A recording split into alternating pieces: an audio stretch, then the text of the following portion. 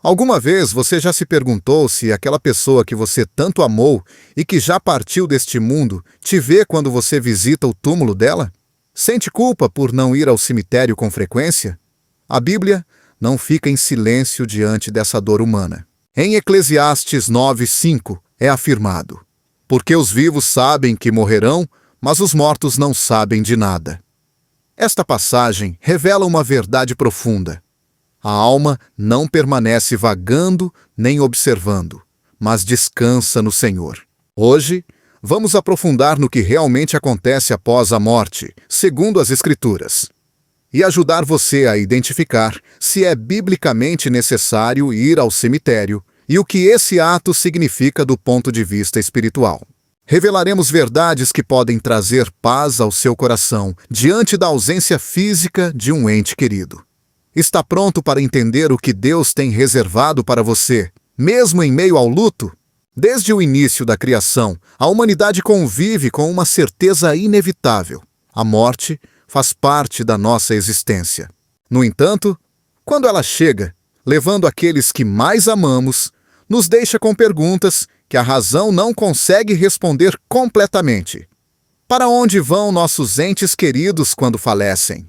Eles continuam nos vendo? Estão conscientes das nossas visitas ao cemitério? É certo ou errado deixar de ir? Perguntas como essas não nascem apenas da dor, mas também do desejo profundo de conexão, do anseio humano por entender o que não se vê. Mas, além do consolo emocional, precisamos de respostas ancoradas na verdade eterna. E essa verdade só pode ser encontrada na Palavra de Deus, a Bíblia. Esse livro sagrado, que iluminou gerações inteiras, não fica em silêncio diante desses mistérios. Em Eclesiastes 9:5, lemos uma declaração que rompe com muitas das crenças que costumamos abraçar em momentos de luto. Porque os vivos sabem que morrerão, mas os mortos não sabem de nada, nem têm mais recompensa, porque sua memória é esquecida. Esta passagem não está escrita para ferir, mas para libertar. Nos fala de um estado de inconsciência, de repouso absoluto. Não há sofrimento, não há consciência do mundo físico, não há conhecimento do que acontece com os vivos. A alma não está flutuando, observando, nem recebendo flores em um campo santo. Está dormindo, à espera de algo muito mais glorioso: a ressurreição. Essa é uma verdade central que a Bíblia proclama do Antigo ao Novo Testamento. Jó, em meio à sua dor, expressou com uma esperança firme: se o homem morrer, viverá novamente? Todos os dias da minha luta esperarei, até que venha a minha libertação. Me chamarás, e eu te responderei. Terás afeição à obra das tuas mãos. Jó 14:14-15. Ele entendia que a morte não era o fim, mas uma pausa, um descanso até o momento designado por Deus para voltar à vida. Essa visão é a mesma que sustentou o apóstolo Paulo quando escreveu: não queremos, irmãos, que sejais ignorantes acerca dos que dormem, para que não vos entristeçais como os outros que não têm esperança. 1 Tessalonicenses 4:13. Paulo não falava de uma metáfora. Usou a palavra dormem para se referir aos que morreram em Cristo, indicando um estado de espera, não de atividade espiritual consciente. É verdade que muitas pessoas, mesmo dentro do cristianismo, mantêm a ideia de que nossos entes queridos falecidos estão no céu, nos observando, cuidando de nós, nos acompanhando em espírito. É uma imagem reconfortante, sem dúvida. Mas, se seguimos os princípios bíblicos com fidelidade, devemos reconhecer que essa visão não provém das Escrituras, mas de tradições populares ou influências culturais. A Bíblia não ensina que os mortos vigiam os vivos. Ao contrário, afirma que seu amor, seu ódio e sua inveja já pereceram. Eclesiastes 9:6. O que significa que não conservam lembranças nem emoções humanas. Estão em um estado de completo repouso. Então, por que nos apegamos a essas ideias? Porque o coração humano, quando ama profundamente, também teme profundamente a separação. Queremos acreditar que nossos entes queridos ainda estão por perto, que continuam vendo nossos sucessos, nossas lágrimas, nossas visitas ao seu túmulo. Mas é aqui que a fé deve se elevar acima do sentimento, porque, embora eles não possam mais nos ver, Deus pode, e sua visão compassiva é suficiente para nos dar consolo. Ele vê nosso luto, nossa intenção, nosso amor, e nos oferece uma esperança infinitamente superior à ideia de uma alma que vaga, a promessa do reencontro em glória. Quando Jesus se aproximou do túmulo de Lázaro, chorou, apesar de saber que estava prestes a ressuscitá-lo. Não conteve suas lágrimas. Isso nos revela algo profundo. Deus não minimiza nossa dor, embora conheça o fim da história. João 11:35, o versículo mais curto e um dos mais poderosos, simplesmente diz: Jesus chorou. Não porque Lázaro pudesse vê-lo do além, mas porque a morte entristece o coração humano, porque a perda é real, porque o amor genuíno também se expressa nas lágrimas. E, no entanto, esse mesmo Jesus que chorou também disse: Eu sou a ressurreição e a vida. Quem crê em mim, ainda que esteja morto, viverá. João 11:25. Aqui está o núcleo da nossa esperança. Não na observação dos mortos, mas na promessa de vida eterna. E essa promessa não é abstrata. Jesus foi o primeiro a demonstrar que a morte não tem a última palavra. Ele morreu, foi sepultado e, ao terceiro dia, cumprindo as Escrituras, em Apocalipse 1:18, declara com poder: Eu sou o que vive, estive morto, mas agora vivo para todo sempre, e tenho as chaves da morte e do Hades. Isso significa que ele tem o controle absoluto sobre o que acontece depois que fechamos os olhos pela última vez. Ninguém mais tem essa autoridade, nem um espírito, nem um santo, nem um familiar falecido, apenas Cristo. É natural, em meio ao luto, sentir que a pessoa amada ainda está presente de alguma forma. Às vezes, acreditamos ouvir sua voz ou sentimos uma presença que nos acompanha. Mas a Bíblia nos ensina que não devemos buscar contato com os mortos, nem abrir portas para experiências que contradigam a verdade revelada. Em Deuteronômio 18:10-12, condenam-se claramente as práticas que tentam se comunicar com os falecidos. Deus não permite isso porque sabe que abre caminhos para o engano espiritual. O inimigo pode se disfarçar, pode sussurrar mentiras para nos afastar da fé verdadeira. Por isso, devemos nos apegar ao que diz a palavra, mesmo que nossas emoções nos gritem outra coisa. Compreender essa realidade não significa esquecer de quem amamos. Pelo contrário, honrar sua memória, recordar seus ensinamentos, agradecer o tempo compartilhado faz parte de um luto saudável e bíblico. Mas fazemos isso com o olhar voltado para o céu, não para o túmulo. Porque nossa esperança não está em uma lápide, está em Cristo ressuscitado. Porque não buscamos os vivos entre os mortos. Tal como o anjo disse em Lucas 24:5, quando as mulheres foram ao sepulcro de Jesus. Por que buscais entre os mortos aquele que vive? Essa pergunta ressoa em nós hoje. Por que continuamos buscando sinais entre as flores secas do cemitério, quando o Senhor nos oferece uma promessa viva e eterna? Há algo libertador nessa verdade. Quando entendemos que nossos entes queridos descansam, que não sofrem, que não observam, mas esperam na paz de Deus, nos livramos da necessidade de realizar rituais, de visitar túmulos por obrigação, de viver com culpa se não o fazemos. A fé nos liberta da obrigação emocional que muitas vezes se impõe como um fardo desnecessário. Porque o que realmente honra um ente querido não é a visita a um campo santo, mas a maneira como vivemos, a forma como cuidamos do que eles valorizavam, o amor com que tratamos os outros, a fé que cultivamos como herança espiritual. Deus não está interessado em atos externos. Se o coração está ausente, Em Isaías 29:13 diz: Este povo se aproxima de mim com a boca e me honra com os lábios, mas o coração está longe de mim. Isso também se aplica à forma como lembramos dos que partiram. De que adianta ir ao cemitério se fazemos isso apenas por costume ou se, ao sair de lá, continuamos vivendo sem propósito, sem fé, sem gratidão? Deus vê o coração, e isso inclui o coração que chora, que sente falta, mas que também se agarra à promessa de que o melhor ainda está por vir. Por isso, quando falamos da morte sob a perspectiva bíblica, não o fazemos com temor, mas com esperança.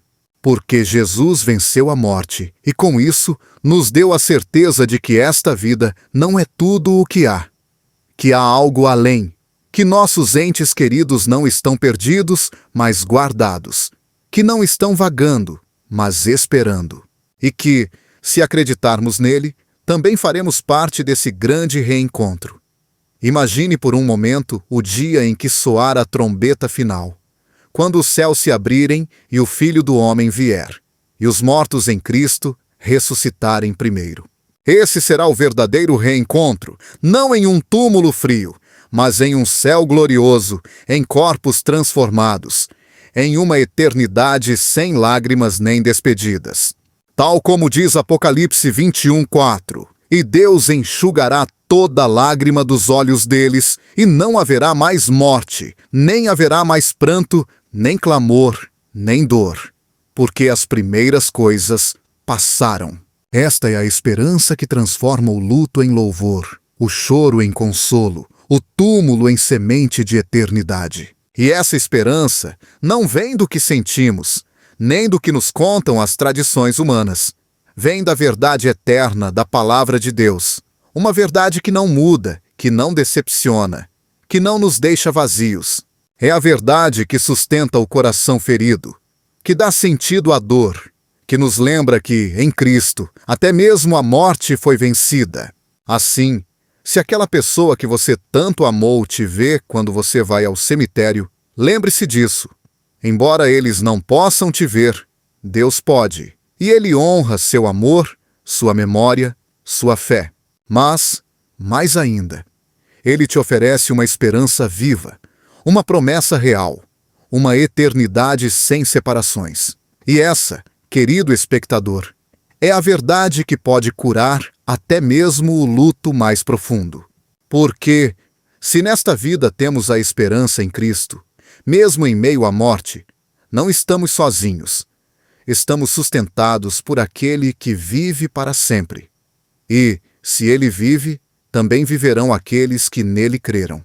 Há uma pergunta que nasce no mais profundo da alma humana quando a morte bate à nossa porta. Poderão nos ver aqueles que amamos e que partiram deste mundo?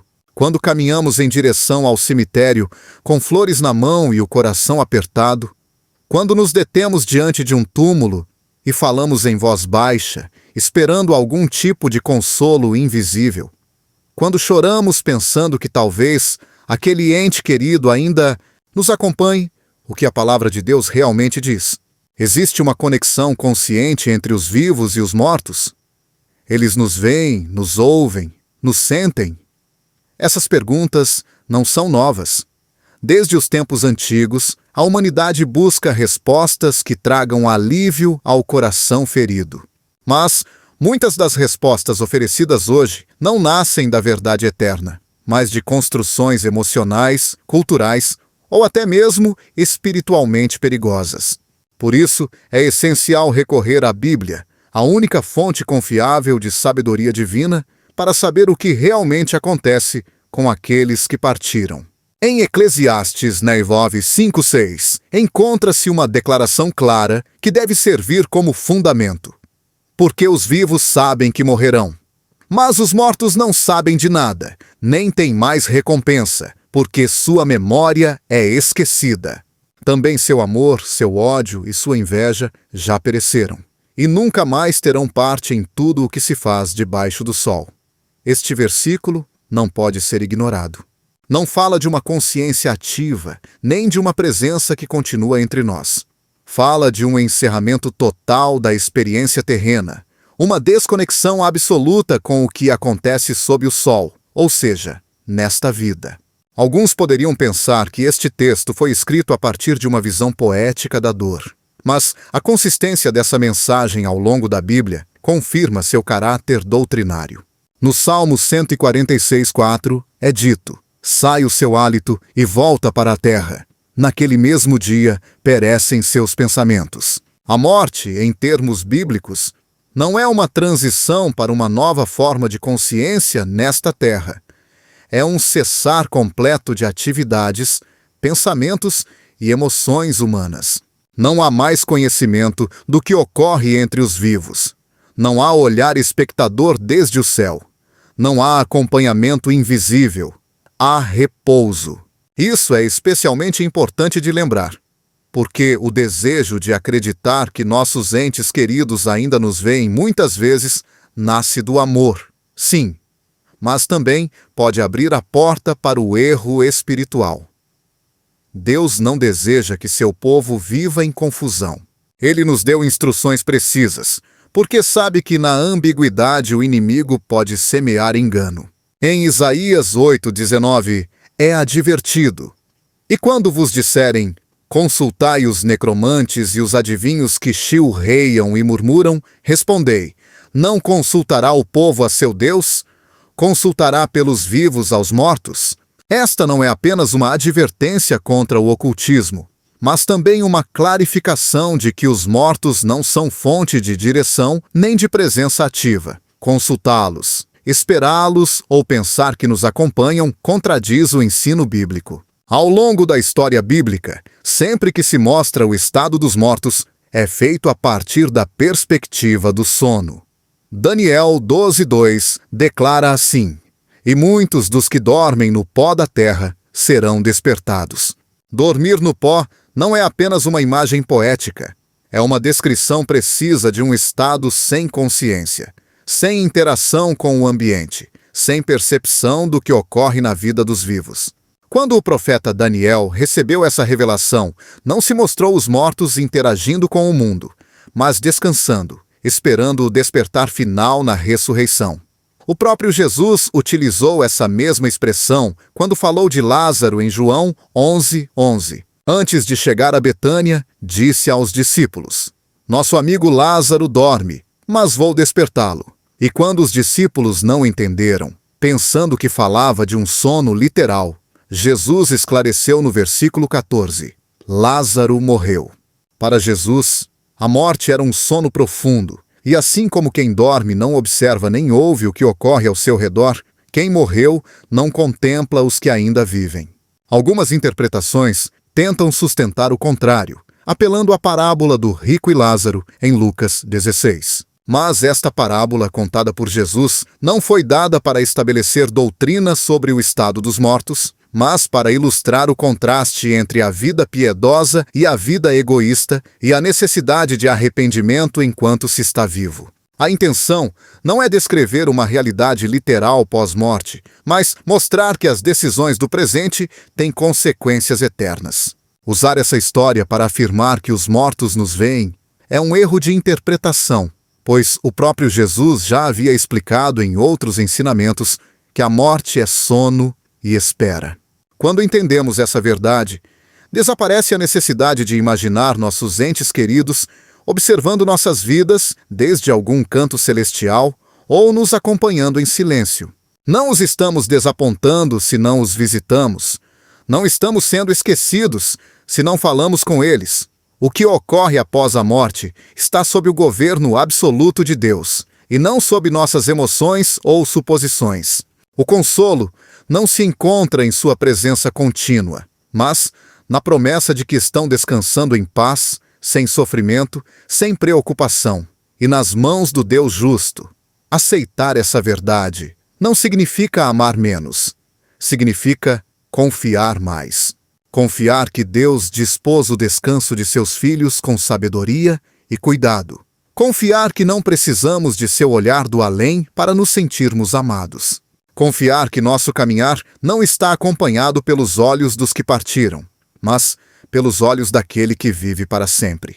Em Provérbios 15:3, lemos: Os olhos do Senhor estão em todo lugar, contemplando os maus e os bons. Sua presença é o que nos sustenta. Seu olhar é o que nos dá direção. Sua companhia é o que nunca nos abandona. Em vez de buscar consolo na ideia de que eles nos veem, devemos nos apegar à verdade de que Deus nos vê. Ele é quem consola, quem guia, quem lembra, quem preserva. Os que morreram estão em silêncio, mas Deus continua falando. Os que morreram não nos ouvem, mas Deus escuta cada uma de nossas orações. Os que morreram não caminham conosco, mas Deus prometeu: não te deixarei, nem te desampararei.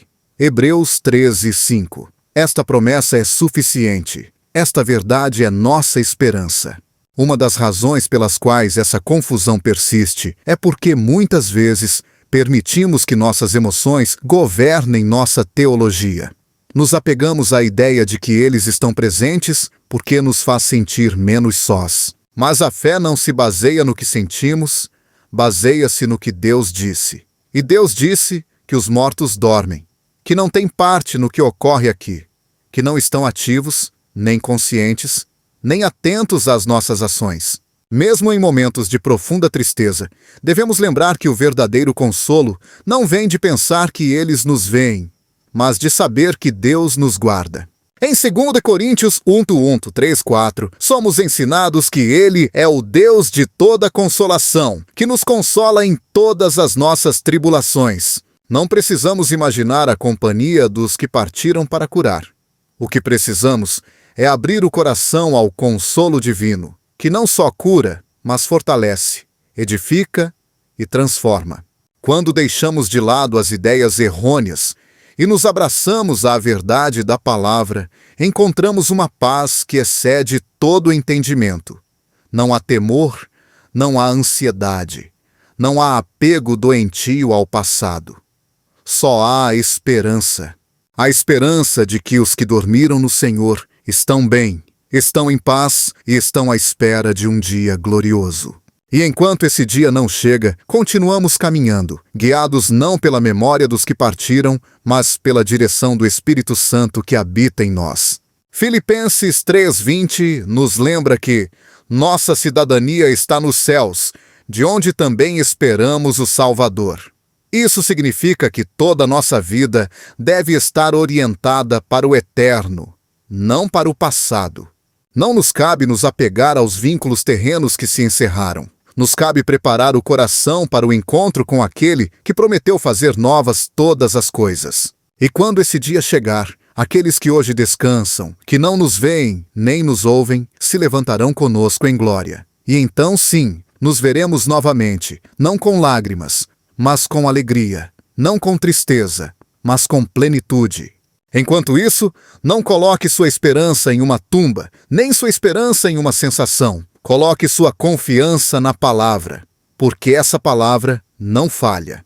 E nessa palavra afirma-se que Deus não é Deus de mortos, mas de vivos, que Ele tem o controle de cada alma, que não deixou escapar nenhuma, que conhece o pó onde repousam e que anotou seu nome no livro da vida. Disso podemos estar seguros, não do que imaginamos, mas do que foi revelado. Você não precisa continuar se perguntando se te veem, se sentem sua presença, se recebem suas palavras. Você não precisa carregar o peso de imaginar conversas silenciosas que nunca ocorrem. Descanse no que Deus disse. Eles estão dormindo e você está vivo. E enquanto você continuar respirando, seu chamado é viver por fé, não por vista, caminhar em obediência, não em fantasias. Amar profundamente, sim, mas com sabedoria. Recordar, sim, mas sem ficar ancorado, porque a vida continua. E enquanto o Senhor te conceder alento, a propósito, a missão, a direção, a verdade pode doer no início, mas depois cura, porque só o verdadeiro pode nos sustentar quando tudo o mais desmorona. E nesta verdade encontramos descanso. Eles não nos veem, mas estão seguros. Não nos ouvem, mas estão em paz. Não nos acompanham, mas estão nas mãos do Deus que não falha. Quando o coração se enche de dor pela perda de um ente querido, é comum que surjam pensamentos que parecem simples, mas que na realidade estão carregados de uma carga emocional e espiritual profunda. Um desses pensamentos é a inquietação sobre o ato de ir ao cemitério. Para muitas pessoas, visitar um túmulo se torna uma expressão de respeito, de carinho, de necessidade de conexão. E, no entanto, quando as visitas rareiam, quando o tempo ou as circunstâncias impedem de ir com frequência, aparece uma sombra de dúvida. É ruim não ir? Estou falhando como filho, como mãe, como irmão? Estou desonrando a memória de quem partiu? Essas perguntas não são leves, brotam da alma que ainda busca uma forma de manter vivo o vínculo. Mas, como em todo aspecto da vida, não basta responder a partir da emoção. É imprescindível recorrer à luz da palavra de Deus, porque só nela encontraremos respostas que não se movem com o vai e vem dos costumes humanos, mas que permanecem firmes através dos tempos. A Bíblia não estabelece mandamentos sobre visitar cemitérios. Não nos é exigido nem proibido. Este silêncio não indica descuido, mas direção. A atenção de Deus não está no exterior, mas no interior. Em 1 Samuel 16, 7, lemos: O homem vê o que está diante dos olhos, mas o Senhor vê o coração. Esta verdade é libertadora, porque quando o ato externo de ir ou não ir se torna um fardo, perde-se o sentido espiritual. Deus não está observando quantas vezes você vai a um túmulo. Ele está observando que lugar essa pessoa ocupa no seu coração e, acima de tudo, que lugar ele ocupa. Muitos foram ensinados a pensar que não visitar o túmulo de um ente querido é uma falta de respeito. Mas esse ensinamento não vem das Escrituras. Vem de estruturas sociais, de normas culturais, que muitas vezes acabam pesando mais que a verdade bíblica. Em Mateus 15, 9, Jesus denuncia esse tipo de situação. Em vão me honram, ensinando doutrinas que são preceitos de homens. Quando algo que foi criado como um gesto de amor se torna uma regra que produz culpa, desviou-se de seu propósito original. Deus não quer que vivamos escravizados por obrigações emocionais ou sociais que Ele nunca impôs. Ele deseja que vivamos em liberdade, guiados pela fé e não pelo medo.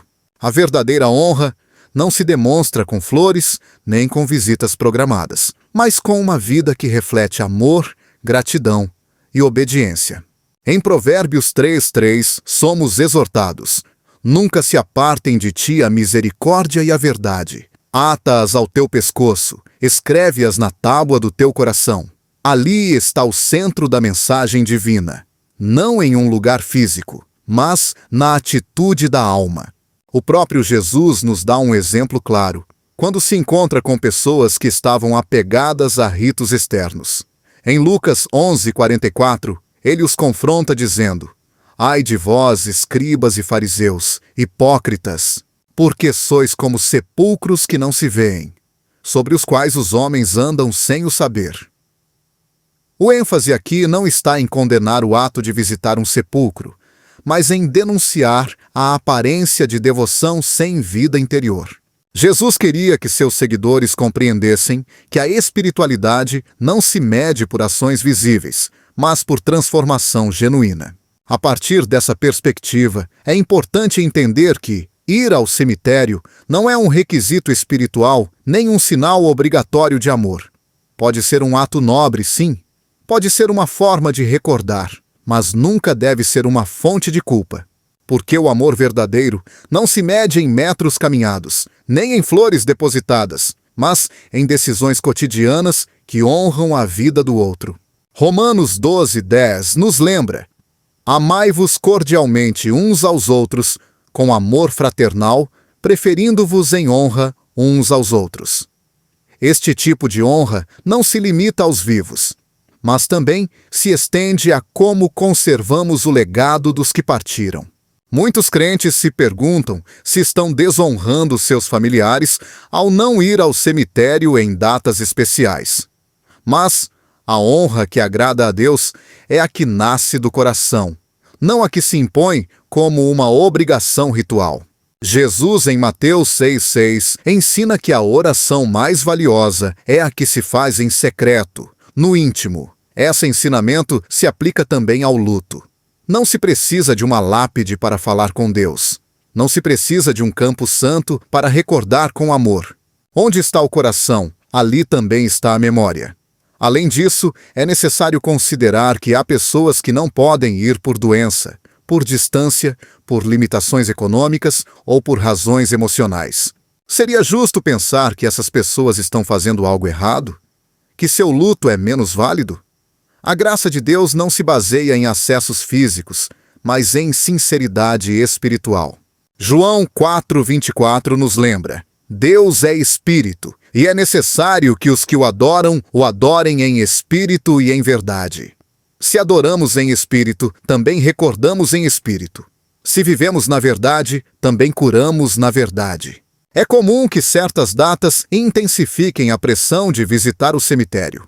Dias como aniversários, comemorações religiosas se tornam, para muitos momentos, obrigatórios. Mas, se esse ato é feito por medo do que os outros dirão ou por temor de parecer indiferente, então perde seu valor espiritual. Em 2 Coríntios 9:7, estabelece-se um princípio que pode ser aplicado a muitas áreas da vida. Cada um contribua segundo propôs no coração, não com tristeza ou por necessidade, porque Deus ama ao que dá com alegria. Essa mesma lógica pode ser aplicada ao luto. O que nasce do coração tem valor. O que nasce da pressão não é natural. Para alguns, visitar um túmulo traz consolo. Para outros, é avassalador. Ambos os sentimentos são válidos. O importante é não permitir que uma prática pessoal se torne uma medida universal. Em Romanos 14:5-6, somos exortados a não julgar as diferenças de expressão espiritual. Um faz diferença entre dia e dia, outro julga iguais todos os dias. Cada um esteja inteiramente seguro em seu próprio ânimo. O mesmo pode ser dito das formas de processar o luto. Não há uma fórmula única. O que para um é consolo, para outro pode ser um fardo. O luto não é uniforme. Cada alma atravessa a dor de forma distinta, e Deus, que nos criou únicos, também nos consola de forma pessoal. Em 2 Coríntios 1:1, afirma-se que Ele nos consola em todas as nossas tribulações, não em algumas, não só nas que seguem um padrão, em todas. Por isso, o consolo divino não se baseia no cumprimento de ritos, mas no derramamento sincero da alma. E isso pode ser feito em casa, em oração, no silêncio de uma noite, em um gesto de amor que honra a memória de quem partiu.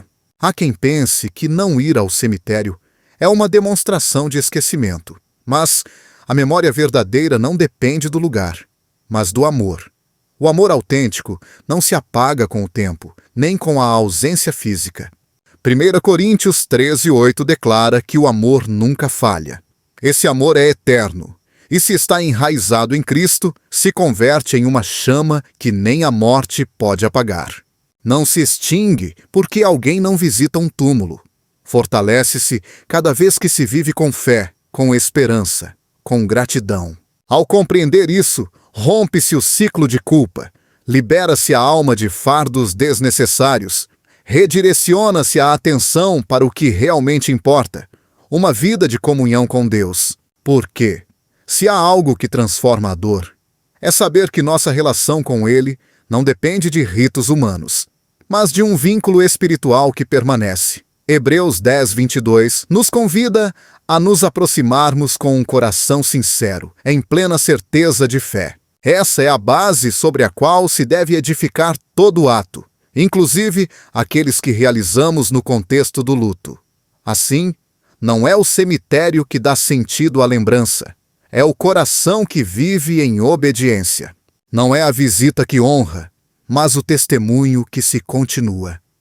Não é o ritual que cura, mas a presença constante do Deus que consola. Por isso, Se alguma vez você sentiu que está falhando por não poder ir ou por não sentir o desejo de fazê-lo, lembre-se de que Deus não vê os seus passos, mas a sua intenção, que não pesa os seus atos externos, mas a sua disposição interior. A paz chega quando deixamos de viver para satisfazer expectativas humanas e começamos a viver para agradar a Deus. Ele não exige ritos vazios. Ele pede corações rendidos. E um coração que reconhece sua soberania é um coração que pode descansar, mesmo em meio à perda. Isaías 26:3 confirma: Tu conservarás em perfeita paz aquele cuja mente está firme em ti, porque confia em ti. Essa paz não se encontra em um campo santo. Encontra-se na certeza de que estamos vivendo segundo a vontade do Senhor. A morte não tem poder sobre aqueles que estão em Cristo, e a culpa também não deveria ter poder sobre aqueles que estão na verdade.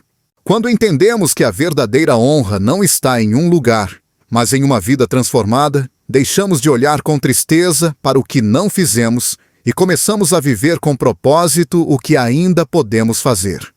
E esse é o maior legado que podemos oferecer a quem amamos. Uma vida que glorifique a Deus. Quando a morte bate, o faz com uma força que não se pode antecipar. Não importa quão preparada uma pessoa esteja, nem quantas vezes ela tenha ouvido palavras de consolo. O silêncio que deixa um ente querido, o espaço vazio que se abre após sua partida, o eco do que já não será, faz com que a alma busque uma saída, uma explicação, um refúgio. Em meio a esse abismo emocional, uma necessidade se impõe sobre todas as outras: encontrar consolo. Mas não um consolo passageiro, não um que apenas toque a superfície da dor. Busca-se um consolo real, profundo, capaz de sustentar quando tudo parece desmoronar. Esse consolo, segundo as Escrituras, não vem do tempo, nem de frases bem intencionadas, nem de costumes repetidos. Vem de Deus. Em 2 Coríntios, de 1:13 e 4, o apóstolo Paulo nos entrega uma verdade que transcende toda a lógica humana. Bendito seja o Deus e Pai de nosso Senhor Jesus Cristo, Pai das misericórdias e Deus de toda consolação, que nos consola em todas as nossas tribulações, não em algumas, não nas mais simples, não nas que têm solução visível, em todas. Cada lágrima que cai no silêncio da noite, cada suspiro que nasce da alma partida, cada dia que parece não ter sentido, encontra eco no coração do Pai que consola. A palavra de Deus não ignora a dor humana. Ela a reconhece, a valida, a acompanha. O Salmo 34:18 afirma com autoridade: Perto está o Senhor dos que têm o coração quebrantado e salva-os de espírito abatido. Esta não é uma promessa simbólica. É uma declaração divina de presença. Deus não observa à distância, enquanto o coração se desfaz por dentro. Ele se aproxima. E não só se aproxima, mas age. Porque o consolo de Deus não é um consolo abstrato. Tem mãos que levantam, tem braços que abraçam, tem voz que acalma, tem poder que restaura. Nos momentos em que tudo parece perder sentido, há uma certeza que pode sustentar com firmeza inabalável. Deus não se afasta. Não há vale tão profundo que ele não atravesse com seus filhos. Não há sombra tão densa que sua luz não possa dissipar. Em Isaías 41:10, ele mesmo diz com voz clara: Não temas, porque eu estou contigo. Não te assombres, porque eu sou teu Deus. Eu te fortalecerei, te ajudarei e te sustentarei com a destra da minha justiça. Esta declaração não está condicionada a circunstâncias favoráveis. É uma promessa que se ativa precisamente quando a vida parece desmoronar. É importante compreender que o consolo de Deus nem sempre se manifesta de forma emocional imediata. Às vezes, não se sente, mas sustenta. Não se vê, mas está como o fundamento invisível de uma casa que, embora não se perceba na superfície, é o único que impede que tudo desmorone. Assim é a presença consoladora do Senhor. Está na força que permite levantar-se um dia mais, na paz que inexplicavelmente se infiltra entre as rachaduras da alma, na esperança que volta a brotar quando parecia extinguida. O próprio Jesus, em sua humanidade, experimentou a dor profunda da perda. Em João 11, diante do túmulo de Lázaro, o texto diz simplesmente: Jesus chorou. Duas palavras que encerram um mundo de verdade. O Filho de Deus, o autor da vida, aquele que tinha o poder de ressuscitar os mortos, não se manteve distante frente à dor. Chorou, comoveu-se profundamente, compartilhou o sofrimento dos que amava. Este detalhe não é menor. Nos revela que Deus não é indiferente, que não espera que ocultemos a dor nem que a neguemos. Ele a abraça, a entende, a transforma. O consolo divino não anula o sofrimento, mas o redime, o toma em suas mãos e o converte em espaço de encontro, em lugar de revelação, em terreno fértil para uma fé mais profunda. Em Romanos 8:26, Paulo nos lembra que o Espírito nos ajuda em nossa fraqueza. Não nos exige que sejamos fortes, não nos pede que tenhamos tudo resolvido. Nos oferece ajuda, companhia, força em meio à fraqueza. Este é o caráter do Deus que consola. Não observa do céu esperando que superemos a dor, mas desce a nossa aflição para caminhar conosco em meio a ela. Por isso, quando a ausência dói, quando o coração parece não encontrar alívio, o primeiro passo não é buscar respostas, mas levantar o olhar. Não há sabedoria humana que possa explicar a perda com total clareza. Mas há um Deus que promete estar presente, que não abandona, que não esquece, que não se cansa. Em Lamentações 3:22-23, em meio a um contexto de ruína e desesperança, o profeta Jeremias escreve uma das afirmações mais esperançadoras de toda a Escritura. As misericórdias do Senhor são a causa de não sermos consumidos, porque suas misericórdias não têm fim, renovam-se a cada manhã. Grande é a tua fidelidade. Esse é o Deus a quem se pode recorrer no luto. Um que não reprova a dor, que não despreza as lágrimas, que não minimiza a angústia. Um que se aproxima com ternura, que provê refúgio, que oferece descanso. Em Mateus 11:28, Jesus lança um convite aberto a todos os que estão agoniados. Vinde a mim, todos os que estáis cansados e sobrecarregados, e eu vos aliviarei. Esse descanso não é evasão, não é esquecimento, é paz. É a certeza de que, embora a ferida esteja aberta, não se está só. Embora a noite seja escura, há uma promessa que ilumina. Deus também consola através de sua palavra. Não é apenas um livro antigo, é alento divino, é bálsamo para a alma, é guia em meio à confusão. O Salmo 119:50 expressa de forma direta: Este é meu consolo na minha aflição, que a tua palavra me vivificou. As palavras de Deus não são frases vazias, têm poder. O mesmo poder que deu forma ao universo, o mesmo poder que ressuscitou Cristo dentre os mortos, atua em cada versículo que entra no coração com fé. Por isso, abrir a Bíblia em meio ao luto não é um ato religioso, é uma decisão de vida. Também é importante reconhecer que o consolo de Deus muitas vezes age em silêncio. Não sempre chega com respostas claras, nem com sensações evidentes. Às vezes, só se percebe olhando para trás, ao notar que se avançou, que se sobreviveu, que se recuperou algo de força. Essa descrição divina não deve ser confundida com ausência. Deus não precisa fazer barulho para agir. Em 1 Reis 19, Elias experimenta uma revelação profunda. O Senhor não estava no vento forte, nem no terremoto, nem no fogo.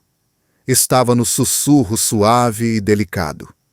assim também consola o Senhor, com suavidade, com ternura, com fidelidade. O processo de luto é uma jornada, não um evento isolado. É um caminho que não tem um calendário universal, nem uma forma única. Mas, a cada passo, se o coração se volta para Deus, haverá consolo. Pode ser que a ferida não se feche por completo, mas se torna suportável. Pode ser que a ausência não desapareça, mas deixa de governar. Pode ser que a dor não cesse, mas perde seu poder paralisante. E tudo isso não ocorre porque o tempo cura, mas porque Deus redime. No Salmo 147:3, declara-se uma verdade que deve ser lembrada todos os dias. Ele cura os quebrantados de coração e liga-lhes as feridas. Este processo não é sempre imediato, mas é seguro, porque quem o realiza é o Deus eterno, que conhece cada canto da alma, cada rachadura do espírito. Ele não trabalha com pressa, trabalha com perfeição. Cada dia de luto, cada lágrima derramada, cada noite em claro não passam despercebidas aos seus olhos. No céu, nada se perde. Tudo é visto, tudo é contado, tudo será restaurado. Deus não só consola no presente, também promete restauração futura. Não só nos sustenta agora, também preparou um dia em que toda dor será erradicada. Apocalipse 21:4 proclama com esperança radiante: e Deus enxugará toda lágrima dos olhos deles, e não haverá mais morte, nem haverá mais pranto, nem clamor, nem dor, porque as primeiras coisas passaram. Este é o destino eterno dos que confiam nele. Não um consolo parcial, mas uma cura completa. Não um alívio temporário, mas uma paz eterna. Enquanto esse dia não chega, a promessa é clara. Deus está conosco em cada jornada de luto, em cada pensamento silencioso, em cada lembrança que dilacera, em cada oração sem palavras. Sua presença é o consolo, seu espírito é o sustento, sua palavra é o alimento, sua fidelidade é a garantia. Em meio à perda, não há necessidade de fingir força, só há que recorrer a Ele, porque em seu abraço a alma encontra alívio, em sua companhia o coração encontra força, e em sua promessa a dor encontra propósito. Honrar a vida de quem partiu é um impulso natural, uma manifestação do amor que não desaparece com a morte. Mas, quando esse amor busca formas de se expressar, muitas vezes se encontra preso entre o que ditam os costumes e o que demanda a consciência. É aí que surge a necessidade de saber com clareza qual é a maneira que realmente agrada a Deus para prestar homenagem aos nossos entes queridos.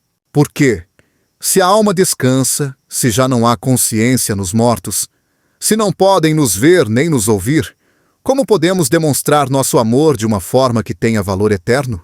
A Escritura ensina que a verdadeira honra não se expressa apenas em palavras ou rituais, mas em ações vivas, em frutos visíveis, em um caminho de obediência que transcende o simbólico. O apóstolo Paulo expressou isso com contundência em Romanos 12:1, quando escreveu: Rogo-vos, pois, irmãos, pela compaixão de Deus, que apresenteis os vossos corpos em sacrifício vivo, santo e agradável a Deus, que é o vosso culto racional. Esta exortação não está orientada a atos exteriores, mas a uma transformação interna que se reflete em cada aspecto da vida. Honrar a memória de alguém à luz desta passagem implica viver de tal maneira que nossas decisões e ações glorifiquem a Deus e reflitam a influência positiva que essa pessoa deixou em nós. Muitas vezes se pensa que o melhor tributo é manter um túmulo impecável ou repetir certos rituais a cada ano. Mas a Bíblia nunca direciona a honra nessa direção. Deus não coloca o foco em monumentos, mas no coração. O rei Salomão, em toda a sua sabedoria, escreveu em Provérbios 10:7: A memória do justo é abençoada, Isso não se refere a uma lembrança estática, mas a uma memória que inspira, que impulsiona, que deixa um legado espiritual. A bênção está em como a vida dessa pessoa continua influenciando para o bem, como seu exemplo permanece vivo nas decisões dos que ficaram. O exemplo mais alto dessa verdade vemos em Jesus. Ele instituiu a ceia do Senhor como uma forma de lembrar sua morte, mas não como um ato frio ou ritualista, e sim como um compromisso de viver segundo seu ensino, de caminhar em obediência, de anunciar seu sacrifício com uma vida consagrada. Em 1 Coríntios 11:26 é dito: porque todas as vezes que comerdes este pão e beberdes este cálice, anunciais a morte do Senhor, até que venha. A lembrança que se espera não é emocional, mas transformadora. Não é só comemorativa, é testemunho contínuo. Assim também deve ser a honra para com os que partiram. Uma vida que testemunha o bem que semearam. Uma vida que reflete o fruto do amor que compartilharam. Deus não precisa de monumentos humanos para validar o amor que sentimos. Ele olha para o fruto. Mateus 7:20 expressa isso com clareza. Assim, pois, pelos seus frutos os conhecereis. Se desejamos honrar verdadeiramente aqueles que amamos, o caminho está nos frutos que produzimos. Frutos de fé, de perdão, de compaixão, de integridade. Frutos que nascem de uma vida guiada pelo Espírito e não pela culpa ou aparência. Não importa quantas vezes se visite um túmulo. Se o coração continua preso ao rancor, à amargura ou ao pecado, a verdadeira honra começa com a decisão de viver conforme a vontade de Deus. O mandamento de honrar pai e mãe, estabelecido em Êxodo 20:12, não perde validade quando eles morrem. Seu cumprimento, no entanto, já não depende de como os lembramos, mas de como vivemos. Uma vida que honra é uma vida que abraça o bem que eles ensinaram, que rejeita o mal que lhes causou dano, que caminha com sabedoria e retidão. Em Provérbios 27, afirma-se: o justo anda na sua integridade, seus filhos são bem-aventurados depois dele.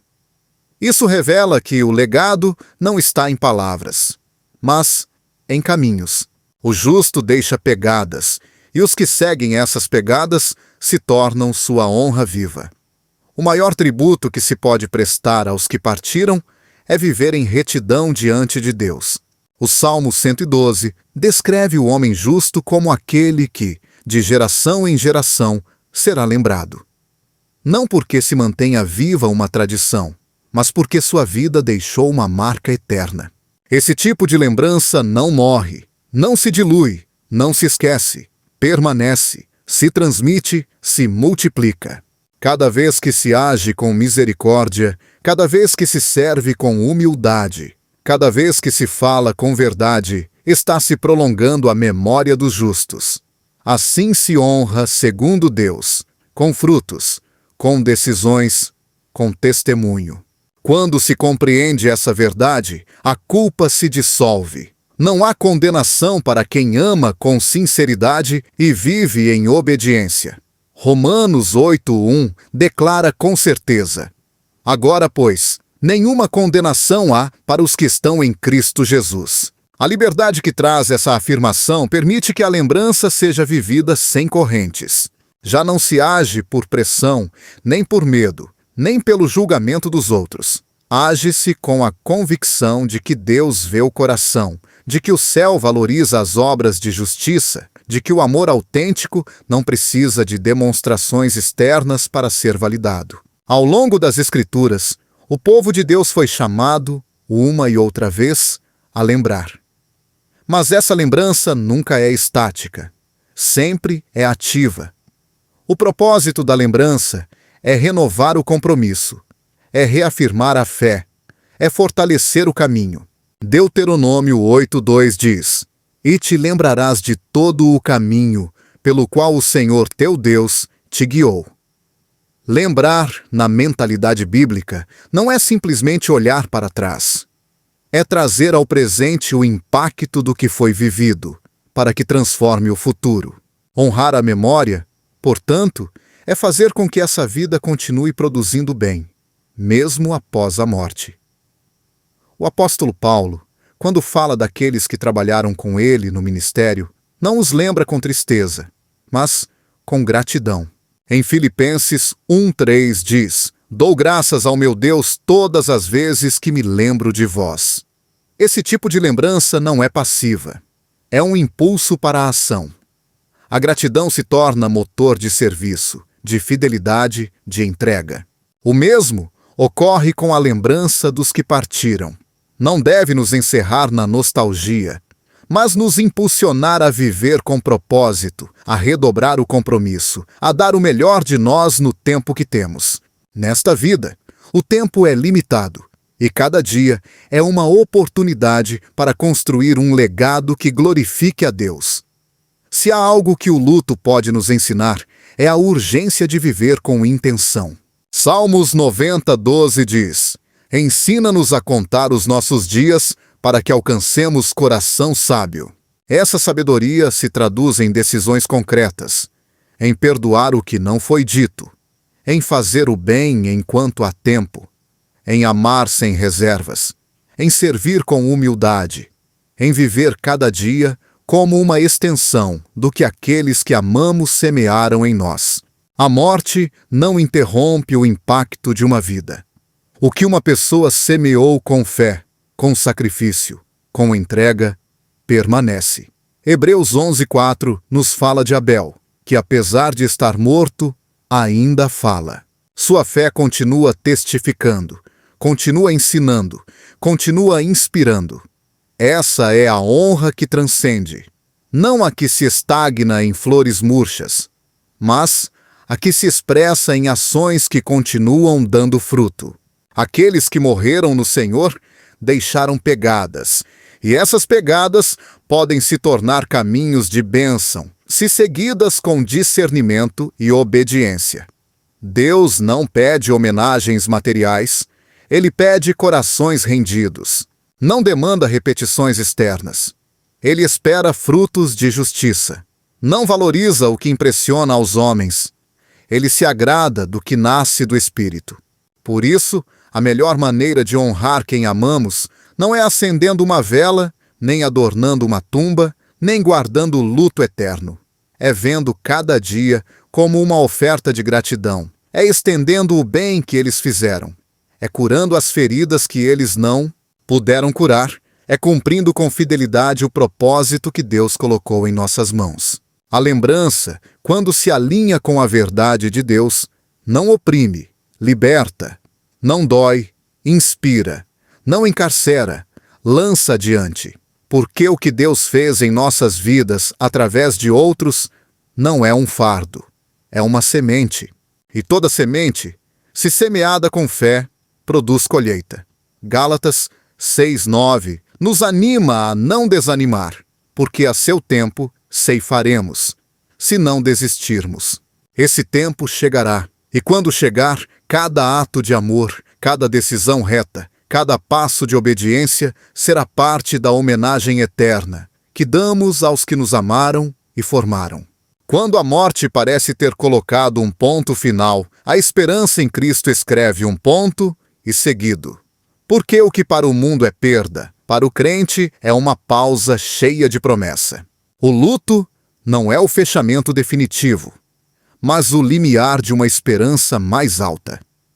Deus não desenhou a eternidade como um conceito distante, mas como uma realidade que nos alcança desde agora.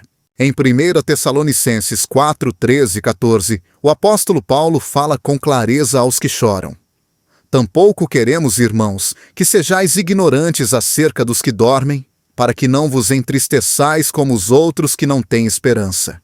Porque, se cremos que Jesus morreu e ressuscitou, assim também, por meio de Jesus, Deus trará juntamente com ele os que nele dormiram.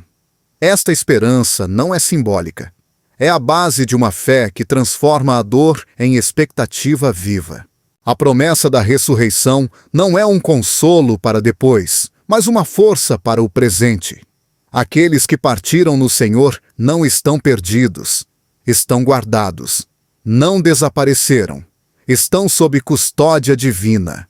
Seus corpos aguardam o dia glorioso em que serão transformados. Filipenses 3, 20 e 21 afirma que nossa cidadania está nos céus, de onde também esperamos o Salvador, o Senhor Jesus Cristo, que transformará o corpo da nossa humilhação para que seja semelhante ao corpo da sua glória. Esta transformação não é apenas física, é a restauração plena de tudo o que a morte pareceu destruir. A esperança cristã não é evasão, é certeza. É olhar para frente, sabendo que os vínculos em Cristo não se cortam com a morte, mas aguardam redenção. É viver com alegria serena, sabendo que o melhor está por vir. É caminhar com o olhar no eterno, sem se deixar consumir pela nostalgia do passado. João 14, 2, 3 recolhe uma promessa direta de Jesus. Na casa de meu Pai há muitas moradas. Vou preparar lugar para vós, e virei outra vez, e vos levarei para mim mesmo, para que onde eu estiver, estejais vós também. Esse será o verdadeiro reencontro, não em cemitérios, não em sonhos, não em memórias. Será em glória, será sem despedidas, será eterno. Enquanto isso, o coração se apega a esta verdade, porque, embora o corpo chore, a alma se fortalece. Embora os olhos vejam ausência, a fé contempla a promessa. A dor encontra seu limite, a morte encontra sua derrota, e o amor em Cristo encontra seu cumprimento eterno. Apocalipse 21, 4 declara com poder: E Deus enxugará toda lágrima dos olhos deles, e não haverá mais morte, nem haverá mais pranto, nem clamor, nem dor, porque as primeiras coisas passaram. Esse é o destino dos que creem. Essa é a esperança que não se apaga. O luto tem muitas vozes. Algumas são silenciosas e profundas, como os pensamentos que nos assaltam ao ver uma cadeira vazia ou ao ouvir uma música que agora dói. Outras são mais insistentes, como as ideias não resolvidas sobre o que deveríamos estar fazendo para honrar quem já não está. Mas, em meio a esse labirinto emocional, há uma verdade que liberta. Deus não nos chamou para viver presos ao passado, mas para caminhar na plenitude da vida que ainda pulsa em nós. A lembrança não deve se tornar refúgio nem prisão, mas impulso para o que está por vir. A morte não nos tira a capacidade de amar, mas redefine a forma de expressá-lo. E essa transformação só pode ser sustentada na fé. A fé não apaga a ausência, mas lhe dá propósito. Não suprime as lágrimas, mas as recolhe no odre divino. Não exige esquecimento, mas ensina a olhar com outros olhos. Porque, enquanto o mundo ensina que lembrar é repetir, Deus ensina que lembrar é transformar. O que vivemos com quem amamos não se perde, se semeia. E o que é semeado em Deus sempre dá fruto, mesmo no terreno da dor. O caminho após uma perda não é reto, nem está pavimentado com certezas, mas algo que o crente tem assegurado: nunca caminha só. A presença de Deus é mais que companhia, é direção, é consolo, é renovação. Cada passo que damos em direção à vida, cada decisão que tomamos com sabedoria, cada gesto de bondade que oferecemos aos outros, se converte em uma declaração: o amor não morreu, só mudou de forma. E nessa mudança, Deus opera com majestade. Nosso chamado agora é viver com intenção, não para compensar, não para equilibrar o que não foi feito, mas para dar glória ao Deus que continua escrevendo nossa história. Uma história onde a ausência não tem a última palavra, onde a tumba não define o legado, onde a memória não é uma corrente, mas uma semente que cresce em obras vivas. Cada oração sincera, cada ato de justiça, cada dia vivido com gratidão e propósito faz parte dessa continuidade sagrada que transcende a morte. Hoje, mais do que buscar um sinal no mármore frio ou no vento das lembranças, Somos chamados a olhar para o céu, com a convicção de que o eterno já começou. Não quando eles partiram, mas quando nós decidimos continuar caminhando de mãos dadas com Deus. E nesse caminhar, tudo o que foi semeado em amor, fé e verdade será levantado em glória. Porque em Cristo nem mesmo a dor é estéril. Tudo tem propósito, tudo será redimido, tudo será restaurado.